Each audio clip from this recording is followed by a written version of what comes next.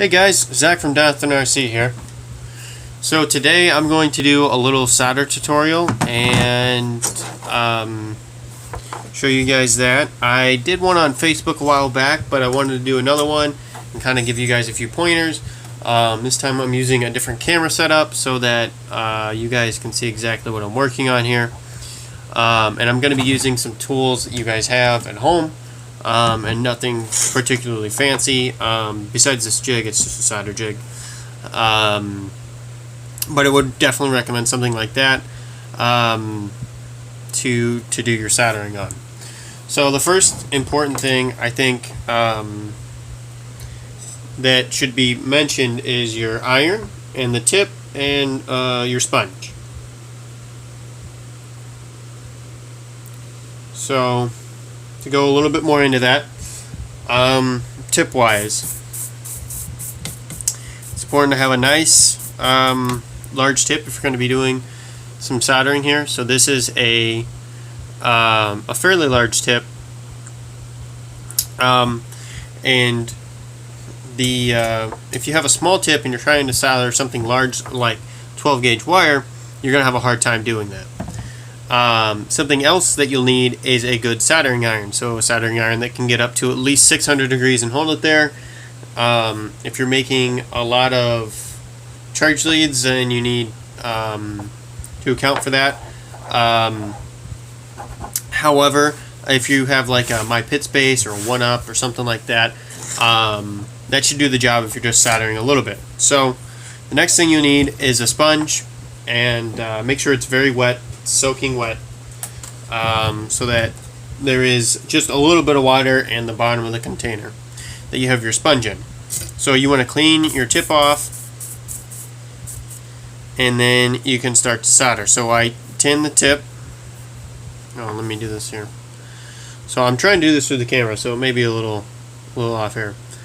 So tin the tip, and then you just apply solder just like that. It goes on like magic. And if your iron's hot and you have a good tip and you have a good heat source, a good temperature for that, it'll go on just like that. Now some things I want to show you guys. These are some old tips and they're a little bit worse to wear. This is not what you want to see, so it's going to be a little hard to, there we go. Maybe the camera will focus here. So obviously it's not cleaned off, but there's a hole here in it. There is a hole here in it, and I have another one here. Geez, no professional camera work today. Anyway, so those are things that you don't want to have. You want to have a nice tip. So the next thing that you do is, so I just got a pair of wire strippers here, which most of you guys have. If not, you can use an X-Acto knife, that's okay too. So just a little bit, and then I like to twist the wire. It holds it together nicely. However, if you don't have that, you can use a knife. So I'm going to do this without cutting myself, hopefully, and just gentle pressure. You don't need to poke an eye out here. The idea is to keep as much wire intact as you can. So now we have the wire here, and I twisted both ends. So now normally I have something to hold it, so I'm just going to use this other jig that I don't use anymore, and solder these ends real quick. So the solder that I use is a 63-37 blend, which means it's 63% lead and 37% tin. So I like to start on the top and the side and just work my way around here, and just like that. And it should be fairly shiny when you're done.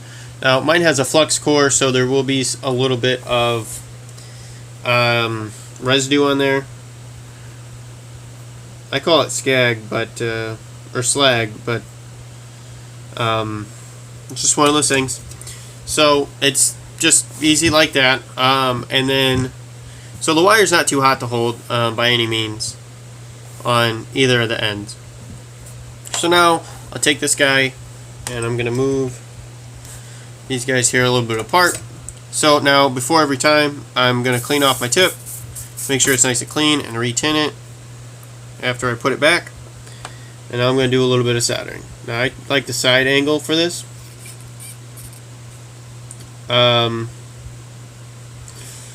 It helps me solder a little bit better with the tight spaces comparatively. And just like that. It's nice and shiny. It's not a cold solder joint. Now some guys like to heat the plug beforehand. That's okay. I just solder it and then go after it because the iron's so warm. It doesn't particularly matter as long as there's a little bit of solder on both. Now that's how I soldered. Now one thing I would like to mention is that a well ventilated solder area is definitely needed. So keep that in mind. That is something that you guys should have. At least a fan, if not more than one fan in an open area. Solder fumes are no joke. So the products in this video are the DRC 12 gauge and then the DRC oversized 4mm connectors, which are available at donathanrc.com. If you guys have any questions or anything like that, I will do my best to figure out how to answer them on YouTube. I'm not even sure if that's possible, but if it is, I will work on it.